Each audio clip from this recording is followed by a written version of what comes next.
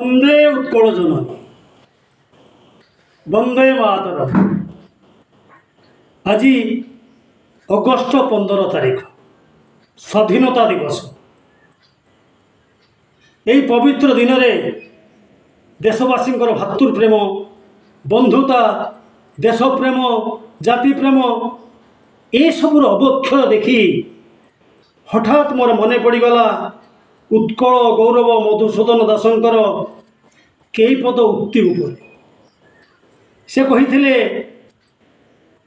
ଜାତି ନନ୍ଦୀ ଘୋଷ ଚଳିବ କିଏ ଭାଇ, ସ୍ୱାର୍ଥକୁ ସାରଥି କଲେ। ଟାଣେ କିରେ ଗାଡ଼ି ଦାନାର ତ ବଡ଼ା, ଘୋଡ଼ା ମୁହେ ବନ୍ଧା ଥିଲେ।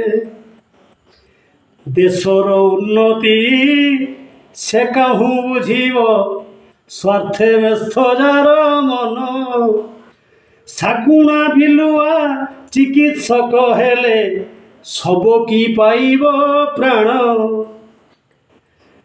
ତୁମନେ ଭାବୁଛୁ ତୋଷାମଦ କରି, ବଢ଼େଇବୁ ଜାତି ମାନ। ତୋଷାମଦିଆଙ୍କ କୁକୁର ପ୍ରକୃତି, ଅଇଁଠା ପତରେ ଧ୍ୟାନ। ତୋଷାମଦ ଅଟେ ଅନ୍ଧ ଗହିରୀ, ସ୍ୱାର୍ଥ ତହିଁ ଲୁଚି ବସେ। ସରଳ ପଥିକ ବାଟରେ ଭେଟିଲେ, ଅକାତରେ ତାକୁ ନାସେ। ଜାତି ପ୍ରେମ ବହ୍ନି ପ୍ରଜ୍ୱଳିତ କର, ସ୍ୱାର୍ଥକୁ ଦିଅ ଆହୁତି। ସ୍ୱାର୍ଥ ମେଧ ଯଜ୍ଞେ ଚାରିଆଡ଼େ ନାଚ, ଛାତିକୁ ମିଶାଇ ଛାତି। ବନ୍ଦେ ମାତରମ୍, ବନ୍ଦେ ଉତ୍କଳ ଜନନୀ।